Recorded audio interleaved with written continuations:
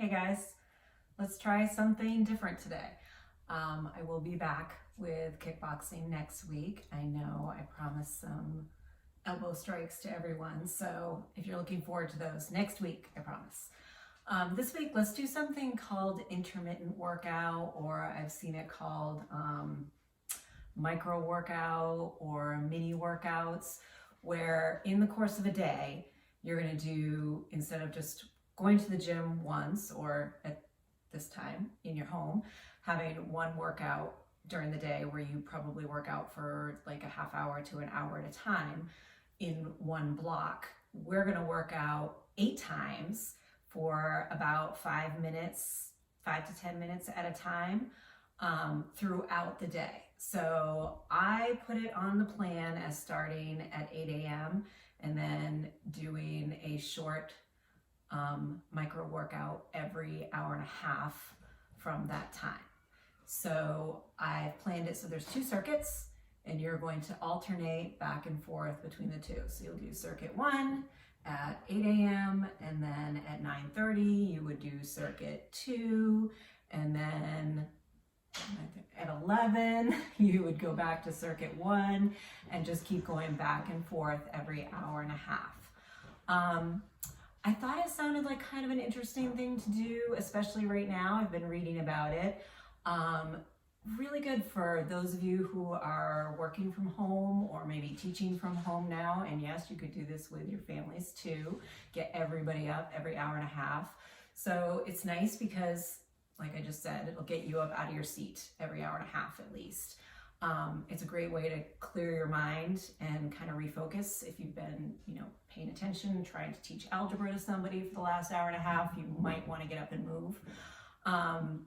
Also kind of nice too in that you're probably going to end up finding you're going to get more reps of exercises done in the course of a day than you would have if you did it all at once. But it's less daunting because you're not doing it all at once. It's just a little short amount of time, and then, oh, I'm not doing it again for a while, and then, oh, a little short amount of time. So let's give it a try. So the 2 circuits I have, the first one is a split squat, or you can do a rear elevated split squat. I'll show you both versions and you can decide which is right for you. And you're gonna do 8 on each side of those. And then the second exercise will be a pike push-up, which is, it's sort of replicating a handstand push-up. I'll show you that as well. And you're gonna do 10 of those. So you'll do 8 each leg of your split squat or rear foot elevated split squat, 10 of your pike push-ups, do it again 3 times through total, okay? So it will look like this. So first I'll show you the rear foot elevated split squat. I'm using my office chair, and then I've also got something lower. I'll show you both. I also have my little stool that I use when I'm sitting, because it might be more appropriate for you. You're going to want to pay attention to how much extension your mobility has, and if it bothers you doing these. If it does, if like your chair height is too high and causes too much stretch and stress when you extend your hip, then maybe drop lower. And if going lower is still uncomfortable, then I'll show you just regular old split squat. But I would put my back foot up on my chair. Chair has wheels, so it's very handy that I can move it into the space I want it in. I'm going to make sure I've got my core engaged, and I'm going to neutralize my pelvis. I don't want it rocked forward with my butt sticking out this way, nor do I want it too far tucked under here. I want to be right at neutral. I like to pretend I have dumbbells in my hands. You can actually put them in your hands if you want to. Helps me keep my posture. Remember to keep my chest up, my shoulders down and back. And then I come down like I'm taking a knee and push up. Drop down and sort of back towards my chair. So I'm coming down and pushing back towards my chair like I'm trying to get that knee to the floor. Push up. The foot that's on the floor is my working leg. Think of the one that's on your chair, kind of like the rudder of your canoe. It's just there to guide us along. this is the one doing the work. So I don't want to push through this foot against the chair. I just want it balancing me on the chair. I am pushing with this foot into the floor. Got my toes dug into the floor, come down and up. So I would do 8 each side. Again, if that is uncomfortable, stresses your hips too much, go with something lower, like maybe this little footstool. Put my foot on it, find the right distance, get my toes dug in so I'm nice and grounded, down and up. Same motion. If that is still uncomfortable for you, get rid of it. Just put yourself in a split squat. Same thing, core tight, pelvis neutral, eyes up, chest up, shoulders down and back, drop down and up. Maybe your range of motion is about there. You're going for whatever your lowest is. Remembering that this is my leg that I'm really pushing with. Down and up. So I'm going to show you now how to do the pike push-up. It's probably a good time to mention, as with all of the video content we're putting out in exercises, these are all at your own risk. I say that only because this one is a little more inherently tricky because you are tucking your head and lowering your head down towards the floor. I'm going to show you the simplest version first, and then I'm going to show you a couple of progressions you can do as you get stronger at them. Just always be really aware of how you're doing, what your fatigue level's getting to, and don't take unnecessary risk lowering your head towards the floor. So beginner version is similar to a downward dog type position. So you can start all four on the floor, put your hands on the floor, and you're gonna push your hips up so that I have this nice high hip upside down V position. And then I'm gonna tuck my head and then lower my head towards the floor. So start conservative, just go down a small amount. Make sure you're gonna be able to push yourself back away. If you feel confident with that, lower your head totally to the floor until it touches and push yourself away. If you've done a few of these and you know you can confidently push yourself up and you're not going to face plant into the floor, then you want to make it a little harder. You can bring in a chair, maybe one that's not on wheels. Put your knees on the chair, hands on the floor. Again, tuck your head.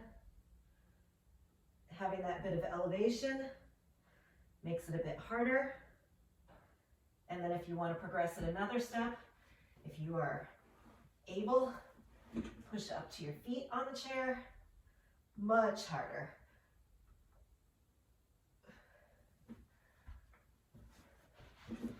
Those are some options for your pike push-up. Choose the one that's safe for you to do. Okay, towel pull downs with a squat and side planks are the second circuit. So when you get to that second hour and a half, this is what you'll be doing. So I just have a dish towel from the kitchen, and that is going to be my bar for lat pull downs. So like we use at the studio, here I'll need to kneel down so you can see me, just like I'm doing a lat pull down with the bar. So in order to try and replicate the tension, I am pulling as if I'm trying to rip this towel in half. So you can't just hang on to it and go through the motions and expect you're going to feel much. You have to be actively pulling that towel apart like I'm trying to rip it as I bring my shoulder blades down and back. And notice when I come up, I still try and keep my shoulder blades down and back. I'm not raising them up to my ears like we're so tense these days. Keep them down here and pull down. Okay, so while I'm doing the pull downs with my towel, I'm going to add in a kneeling squat. So as you can see, I'm on my knees. I have my feet out flat versus up like this. If you can, I'm gonna put mine there. I'm just pushing my hips back to come down to my heels, and then drive up and push my hips forward. So down and up, down and up. Now we can add in our pull down. So I'm going to pull down while my hips go back and I squat down, go up as I come up. Remember, rip that towel. You might even see me shaking that because I'm pulling so hard on it. So push down, I pull down, and up. Squeeze the glutes at the top. Push back, squeeze. Back.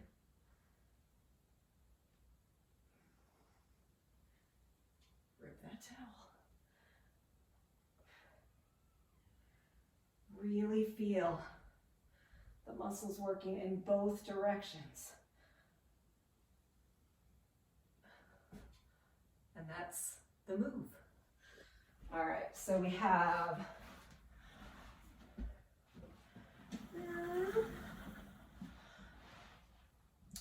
elbow right under my shoulder, not out here, right under my shoulder. So full side plank would be feet stacked, hips up, arm up. Make sure you check in with your top hip, make sure it's not rotated back. Bring it forward a little bit so that you're stacked nice and even. If this is too challenging, bring it down to bottom leg bent. Same thing, check in with that hip, make sure you're not angled back. You can also, if you want to mix it up on some of your sets, if it feels better for you, you can do the up on your hand side plank. Okay, so now that you've seen all the exercises, let's talk briefly about options. If you're feeling like that's going to be a little too demanding to expect that every hour and a half you're going to be able to get that in, then shift it to every 2 hours. So I had it planned starting at 8. It would be 8 times. Every hour and a half would bring us to 6:30. So start at 8 still and do every 2 hours and do it 6 times and end at like 6 o'clock instead. Or keep the same timing, hour and a half, but instead of doing 3 rounds of each superset, do 2 rounds of each one. It's kind of an experiment. So you really don't want to spend more than 5-10 minutes max when you do your circuit each time you're doing it. So I would probably myself, for the first time through, do it every 2 hours and see how it goes. And then next time, if you feel like you need to push a little harder, add some time, add some rounds. Good luck. Let me know what you think.